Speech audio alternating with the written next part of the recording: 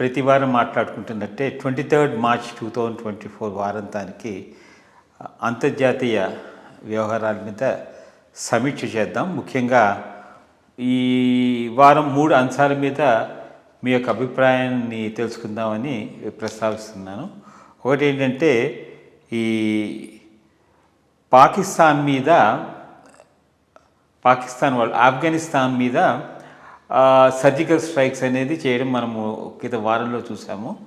అట్లాగే రష్యాలో కూడాను ఈ మిలిటెంట్స్ అనేవాళ్ళు మ్యూజికల్ కన్సర్ట్లో వెళ్ళి వాళ్ళు అక్కడ ఇది బాంబులు పేల్చడము, తర్వాత అక్కడ కొంచెం అరాచకం సృష్టించడం మనం చూసాం. అసలు ఈ సర్జికల్ స్ట్రైక్స్కి అట్లాగే ఈ రష్యాలో జరిగినటువంటి ఈ స్ట్రైక్స్కి ఏమైనా సంబంధం ఉందా? దీని వెనకాల ఇస్లామిక్ టెర్రరిస్ట్ యొక్క పాత్ర ఏమైనా ఉందా? దీని మీద ఫస్ట్ మీ అభిప్రాయం తెలిస్తే తర్వాత నెక్స్ట్ది డిస్కస్ చేద్దాం. ఇంగ్లీష్లో సామెత ఉంది, ఎ known devil is better than N unknown devil అని. అమెరికా చేసిన పెద్ద తప్పు సద్దాం హుస్సేన్ రెజ్యూమ్ను తొలగించడం అనేది. పొలిటికల్ ఇన్స్టెబిలిటీకి మిడిల్ ఈస్ట్లో ఈ ఇస్లామిక్ తీవ్రవాదం బాగా పెరగటానికి ఇది బాగా దోహదం చేసింది. అదే ఎంత క్రూరుడైనా కానీ వీళ్ళు లిబియాలో గడాఫీ కానీ, ఇరాక్లో సద్దాం హుస్సేన్ కానీ ఈ ఎక్స్ట్రీమ్ ఈ మత ఛాందసవాదంతో కూడిన తీవ్రవాదాన్ని పూర్తిగా అణచిపెట్టారు. అందువల్ల అది పెద్ద ఇష్యూ కాలేదు. ఎప్పుడైతే ఇరాక్లో సద్దాం హుస్సేన్ రిజం వెళ్ళిపోయిందో, అంతా ఎనార్కీ మొదలైందో, అప్పుడక్కడ అంతకుముందు ఈ ఇరాకీ ఆర్మీలో పనిచేసిన వాడే, అంటే యాక్చువల్గా అప్పట్లో ఇరాకీ ఆర్మీని ట్రైన్ చేసింది ఇండియన్స్కి అప్పుడు సద్దాం హుస్సేన్తో మంచి సంబంధాలు ఉండేవి. వాడెవడో బాగ్దాది అని ఉన్నాడు. వాడు వెళ్ళి అసలు మనకు కావాల్సిందంతా మన ఇస్లామును బేస్ చేసుకున్నటువంటి రాజ్యం కావాలి, ఖిలాఫత్ కావాలని చెప్పి ఒక పెద్ద మూమెంట్ మొదలెట్టాడు. దానే బేసిస్ ఐసిస్. దీనికి ఐడియలాజికల్గా సిద్ధాంతపరంగా ఉండేటటువంటి ప్రాతిపదిక ఈ సలాఫీ జిహాదిజం అంటారు. సలాఫీ అదొక ఇస్లాంలో ఒక ట్రెండ్. ఆ ట్రెండ్ ఏంది? Pure Islam as was there. Prophet Muhammad ఉన్న టైంలో ఉన్నటువంటి ఇస్లాంను అనుసరించే అంతా జరగాలనేది వాళ్ళ. దాని ప్రకారం మిగిలిన వాళ్ళందరూ కాఫిర్లే. దానికోసంగా జిహాద్ చేయటము, మనుషులు చంపటానికి కూడా వాళ్ళకేమీ ఇది లేదు. అట్లా మొదలైనటువంటిదే ఈ ఐసిస్. ఇప్పుడు ఈ ఆఫ్ఘనిస్తాన్లో ఉన్న ఈ తక్రీబీ తాలిబాన్ అనో ఏదో పేరుంది, తక్రీబీ తాలిబాన్ అనుకుంటాను, ఉండి ఇప్పుడు పాకిస్తాన్లో దాడులు చేస్తున్నది కూడా వన్ మోర్ వేరియంట్ ఆఫ్ ఈ ఐసిస్ టైపు. సో తప్పకుండా లింక్స్ అయితే ఉన్నాయి, దాంట్లో ఏమీ డౌట్ లేదు. బట్ ఎవరి పాటికి వాడు సపరేట్గా చేస్తున్నారు. వీళ్ళందరిలోకి చాలా పెద్ద థ్రెట్ ఏంటంటే ఐసిస్. ఆఫ్ఘనిస్తాన్ పాకిస్తాన్ మధ్య జరిగే దీనికి మనం వచ్చామంటే, వీళ్ళు పాకిస్తానీ వాళ్ళు మొదటి నుంచి ఆఫ్ఘనిస్తాన్ నుంచి అమెరికా వాళ్ళు పోతే, అక్కడ ఇస్లామిక్ స్టేట్ వస్తే వీళ్ళకు స్ట్రాటజిక్ డెప్త్ వస్తుంది, మంచి రిలేషన్స్ ఉంటాయని అమెరికా వాళ్ళు పోయిన దాకా అక్కడ జరిగేటటువంటి కోవర్ట్ ఆపరేషన్స్ అన్నిటికీ పూర్తి సపోర్ట్ ఇచ్చారు. బట్ అమెరికా వాడు అటు వెళ్ళిపోగానే ఆఫ్ఘనిస్తాన్ అడ్డాన్ తిరిగింది. వీళ్ళ దేశంలో టెర్రరిస్టులను వాళ్ళు ప్రోత్సహిస్తున్నారు. సో ఈ వారంలో జరిగినటువంటి అటాక్ మనం ఎట్లా అయితే సర్జికల్ స్ట్రైక్ పాకిస్తాన్ మీద చేసామో, పాకిస్తాన్ ఆఫ్ఘనిస్తాన్ ఏరియాలో సర్జికల్ స్ట్రైక్ చేసి ఈ టెర్రరిస్టు స్థావరాలను ధ్వంసం చేశామని చెప్పుకుంటుంది. ఎంతవరకు ధ్వంసమనేమో నాకు తెలియదు, కానీ దీని ఎఫెక్ట్ తీవ్రంగానే ఉండబోతుంది. ఎందుకంటే ఆఫ్ఘనిస్తాన్కు దాన్ని అంత లైన్ డౌన్గా తీసుకోకపోవచ్చు. ఇంకా స్ట్రెయిన్ రిలేషన్స్ పాకిస్తాన్కు ఆఫ్ఘనిస్తాన్కు మధ్య డెవలప్ అయ్యేటటువంటి అవకాశం ఉంది. మోర్ ఇంపార్టెంట్లీ పాకిస్తాన్లో భాగమైన ఆ ఖైబర్ పఖ్తూన్వా ఏరియా అంతా ఉండేది పఠాన్స్.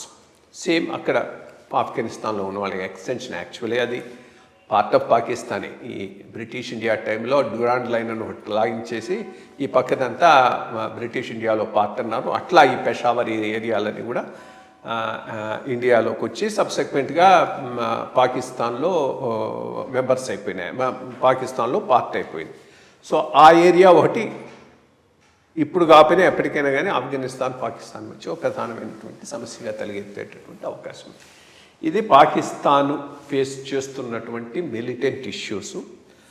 ఆ మిలిటెంట్స్కు ఆఫ్ఘనిస్తాన్ నుంచి సపోర్ట్. ఇది ఇక్కడ ఆన్ గోయింగ్ మిలిటెంట్ వర్క్ జరుగుతున్నది. పాకిస్తాన్ బాగా దెబ్బతింటూ ఉన్నది. పాకిస్తాన్కు 2-3 మేజర్ మిలిటెంట్ ఆర్గనైజేషన్స్ పనిచేస్తున్నాయి. ఒకటి బెలూచి లిబరేషన్ ఆర్మీ, ఒకటి బెలూచిస్తాన్లో మొన్ననే వాళ్ళ గ్వాదర్ పోర్ట్ను కూడా అటాక్ చేశారు. ఇక్కడ బెలూచిస్తాన్లో ఏమో అది ఒక టైపు. ఇక ఇక్కడికి వచ్చేటప్పటికి ఇది మోర్ ఫండమెంటల్. ఈ తక్రీబీ తాలిబాన్ ఏమో తాలిబాన్ లాగానే పాకిస్తాన్లో కూడా ఇస్లామిక్ స్టేట్ని ఏర్పాటు చేయాలని చేస్తుంది. ఇది ఇక్కడ జరుగుతుంది. ఇక ఐసిస్ దగ్గరికి వస్తే ఎప్పుడైతే సద్దాం హుస్సేను ని అమెరికా తొలగించేసిందో ఈ బాగ్దాది అనేవాడు ఈ సలాఫీ ఇస్లాం యొక్క బేస్ చూసుకుని, సలాఫీ ఇస్లాంలో ఉన్నది ఏంటంటే ఇప్పుడు నేను స్టూడెంట్గా ఉన్నప్పుడు నా ఫ్రెండ్ వాడు మార్క్సిస్ట్ ఉండేవాడు. వాడు ఇంకోటితో పోయి కృష్ణ వాడితో మాట్లాడుతూ ఉంటే వాడు అసలు మార్క్సిజాన్ని ఇంకో రకంగా వాడు దాన్ని ఇచ్చేస్తూ ఉన్నాడు. అంటే ఇండివిజువల్గా వీడికి నీకు తెలుసు ఆంజనేయులని ఉన్నాడు కదా అప్పుడు లాయర్ గారి సన్ పైన నక్సలైట్లలో పోయి జాయిన్ అయ్యి ఇచ్చేశాడు అని చెప్తూ ఉండేవాడు. అంటే ప్రతివాడు మార్క్సిజాన్ని వాడు అనుగుణంగా చేసి ఇదే కరెక్ట్ మార్క్సిజం, వీళ్ళంత కాదు బొమ్మనంటే ఈ ఇస్లాంను కూడా ప్రతివాడు నేను డిఫైన్ చేసిందే కరెక్ట్ ఇస్లాం, మిగిలిన వాళ్ళందరూ కాఫీర్లు అనే స్టేజ్కి తీసుకొచ్చేసారు. ఈ సలాఫీ ఇస్లామీ ఆ టైప్ అనమాట. మిగిలిన వాళ్ళందరూ కాఫీర్లు, ఈవెన్ ముస్లిమ్స్ కూడా వాళ్ళ పద్ధతిని ఫాలో కానివాడు. సో ఇటువంటి militant organisation ISIS.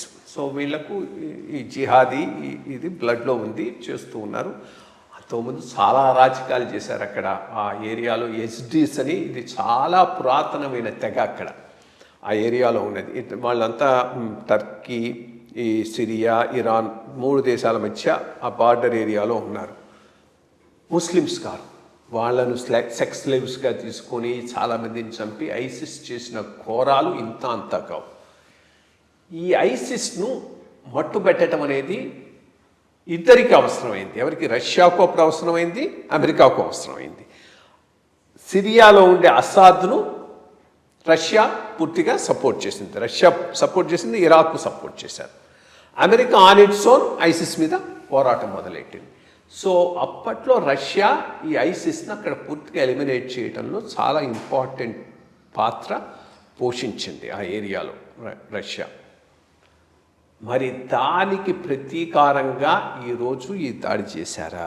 Question mark. ఎందుకనంటే పుతిన్ దాన్ని యాక్సెప్ట్ చేయటం లేదు. పుతిన్ అనేది ఏంటంటే ఇది యుక్రెయిన్ ఉగ్రవాదులు వచ్చి చేసిన చర్యని అంటున్నాడు. బట్ ఐసిస్ మాత్రం ఓనప్ చేసుకుంది. ఏ ఐసిస్ ఓనప్ చేసుకుంది?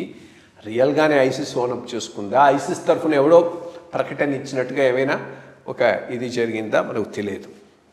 బట్ ఒకటి మాత్రం నిజం, అమెరికా ఇంటెలిజెన్స్ ఆల్రెడీ వార్న్ చేసింది. ఇది ఒక terrorist attack, Islamic terrorist attack రష్యాలో జరుగుతుందని. బట్ రష్యా దాన్ని లైట్గా తీసుకుంది. అమెరికన్ ఇంటెలిజెన్స్ ఈ విషయాల్లో చాలా పర్ఫెక్ట్ ఇన్ఫర్మేషన్ను పట్టగలుగుతారు. వాళ్ళ నెట్వర్క్ చాలా స్ట్రాంగ్ నెట్వర్క్. ఎందుకంటే అప్పుడు కాబూల్ నుంచి వాళ్ళు విత్డ్రా అవుతున్న రోజు కూడా మధ్యాహ్నానికి దే టోల్డ్ ఇవాళ ఈవినింగ్ ఎయిర్పోర్ట్ దగ్గర ఓ టెర్రరిస్ట్ అటాక్ జరిగేట్టుగా ఉంది, బీ కేర్ఫుల్ అన్నట్టుగానే ఆ రోజు evening there was a terrorist attack. So నేను అనుకోవటం ఇది ఇస్లామిక్ టెర్రరిస్ట్ యుక్రెయిన్ కాకపోవచ్చు. ఎందుకంటే ఈ ఐసిస్ వాళ్ళు మృగాలు, మానవ మృగాలు. అంతకుమంతా ఇంకో రకంగా వాళ్ళని డిస్క్రైబ్ చేయడానికి వీలేదు. దాన్ని ఐ థింక్ అరబిక్లో దైష్ అంటారు.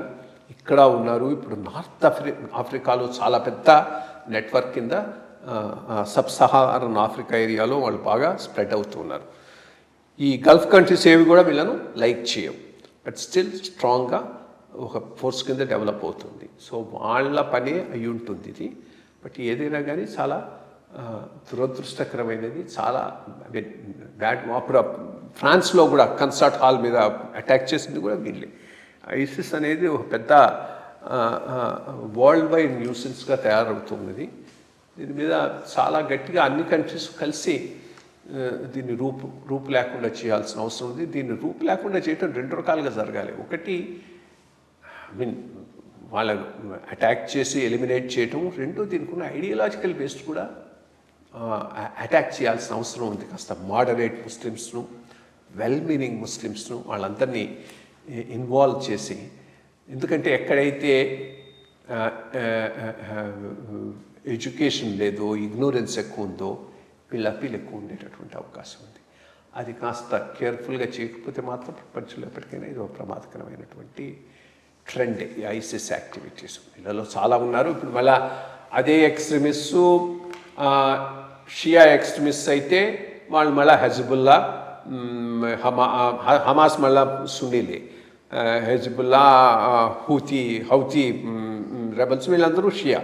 ఇన్ఫ్యాక్ట్ అప్పుడు ఈ ఐసిస్ను అణిచివేయటంలో ఇరాన్ కూడా చాలా ఇంపార్టెంట్ రోల్ ప్లే చేసింది. ఎందుకనంటే ఆ ఐసిస్ షియాస్ను కూడా టార్గెట్ చేశారు. బికాస్ వాళ్ళు స్పెషలీ సున్నీ సలాఫీ ఇస్లాంని బిలీవ్ చేస్తారు కాబట్టి షియాస్ని కూడా టార్గెట్ చేశారు. అందుకనే మన ఇరాన్లో కూడా ఒక టెర్రరిస్ట్ అటాక్ జరిగింది, అది కూడా ఐసిస్ చేశారు. ఇది దానికి బ్యాక్గ్రౌండ్. సో మీరు చెప్పినట్టుగా ప్రపంచ దేశాలన్నీ అప్రమత్తంగా ఉండాల్సిన తప్పకుండా అవసరం అయితే ఉంది.